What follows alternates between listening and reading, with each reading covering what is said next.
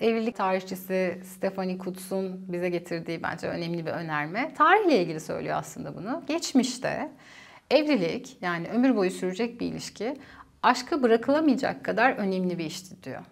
Ama bugün araştırmalara baktığımızda net olarak biliyoruz ki uzun süreli bir ilişki salt tutkuya bırakılmayacak kadar önemli bir iştir. Çünkü uzun süreli bir ilişki, partner olarak seçtiğiniz kişi hem yaşam kalitenizi, hem genel sağlığınızı, genel mutluluğunuzu, hem de bu hayatta deneyimleyeceğiniz, başaracağınız, gerçekleştireceğiniz hayallerin de en önemli belirleyicisi, en önemli yordayıcısı.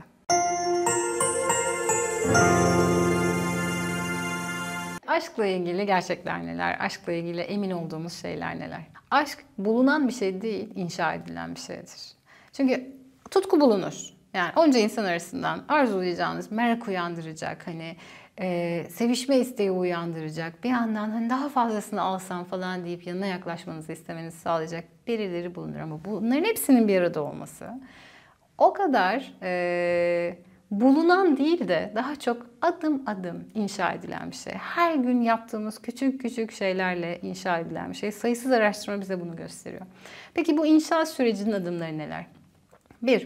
Birini görüyoruz. Onca insan arasında ilgimizi çekiyor. Ona çok aşık oluyoruz. Ve tüm sistem aktive oluyor. Hormonlar devreye giriyor. Müthiş bir kokteyl var söz konusu. Kafalar da güzel. Nedir bu kafalar güzel halinin içerisinde? O kişi dünyanın en mükemmel insanı. O kişi zaten yanından ayrılmayı hiç istemediğimiz kişi. O kişi zaten çok güvenilir biri. Yanında harika hissettiğimiz biri falan filan. Bunların hepsi var o kokteylde. Ama eğer bu gerçekten uzun sürebilecek bir ilişkiyse, o zaman bir zaman sonra bu kokteyl birazcık durulup, azıcık ama yani hala orada var olmaya devam ediyor. İlişkiye bir güvenin test edildiği, güvenin hatta inşa edildiği evreye getiriyor. Kişilerin ben burada güvende miyim değil miyime baktıkları, çokça kavganın yaşandığı falan, çokça zorlanmanın yaşandığı bir evreye geçiyor ilişkiler. Ne var peki? Buradaki ana sorular neler? Birinci soru aslında partnerim beni ilk sıraya koyuyor mu? Yani onun hayatında olan biten şeyler içerisinde ben öncelikli bir yerde duruyor muyum? Benzer şekilde ben partnerimi birinci sıraya koyuyor muyum? Öncelikli miyiz? Önceliğimiz var mı birbirimizin hayatında? Birbirimiz için. Bu soruya yanıt olumlu geliyorsa eğer önemli, güven oluşturan temel maddelerden birine bir tik atıldı demek. Bir diğer soru, ben partnerimin yanında kendim olabiliyor muyum? Olduğum halimle kabul ediliyor muyum? Yoksa eğer ediliyorsam kabul, bu da yeni bir tik demek güven oluşturmada. Yoksa partnerim beni değiştirmeye mi çalışıyor? Dolayısıyla bu yıkılan ilişkilerde çok sık gördüğümüz eleştirinin, aşağılamanın yoğun olduğu, kişilerin olan biten sorunlarla, tartışmalarla ilgili çok bir sorumluluk almadan daha çok karşı tarafı suçladığı döngüler mi yaşanıyor? Yine bir diğer soru, güven evresini test ettiğimizde ve burada her şey yolunda, güvendeyim dememizi sağlayan bir diğer soru, partnerim ben düştüğümde beni kaldırıyor mu? Yani kriz zamanlarında, hayatta çeşitli zorlanmalar yaşadığımda bana eşlik ediyor mu? O eşlik etmek dediğimiz yerde beni anlamaya çalışıyor mu? Neler hissettiğime bakıyor mu? Empati kuruyor mu? Neye ihtiyacım olduğuna bakıyor mu? O ihtiyaçları karşılamaya çalışıyor mu? Eğer bunlara olumlu bir yanıt varsa yine güveni oluşturmada, inşa etmede önemli bir adımı daha gerçekleştirmiş oluyor çift. Bir diğer soru yine bu krizlerde ne oluyor kısmında, ilişkinin içerisindeki krizlerle ilgili soruluyor. İlişki içinde de krizler yaşıyoruz çünkü hatırlayın, mutlu ilişkilerde de çokça kavga var, çokça problem var ve orada da krizler yaşanıyor elbette. Ama güveni inşa eden en temel unsurlardan biri bu krizlerin ardından telafi var mı bu ilişkide? Yani gibi bu, ben kırıldığımda tüm dünya duruyor mu?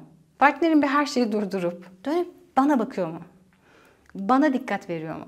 Ve bu kırgınlığı onarmak için bir şeyler yapıyor mu? Aynı şekilde ben de onun için. Eğer bunu yapabilen bir ilişki ise içerideki herkes kendini daha güvende hissediyor. Adil bir yerde olduğunu hissediyor. Değişmek zorunda olmadığı, kabul edildiğini hissettiği ve hatta kendisine hayran olunduğunu hissettiği, çok değerli hissettiği bir ilişkide oluyor.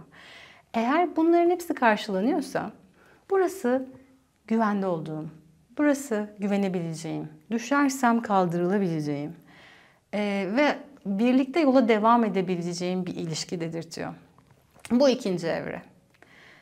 Eğer aşk var, güven var, inşa edildi, sağlandı. Zaten hali hazırda vardı. Ardından geldiğimiz evre bağlılık evresi. Bağlılık evresinin soruları biraz daha farklı. Bağlılık evresinde mesela o benzerlikleri çok aramıyoruz dedik ya. Çünkü benzer kişilik özellikleri ya da benzer özellikler böyle hani uyumun olması falan mutluluk getiriyor garantisi yok.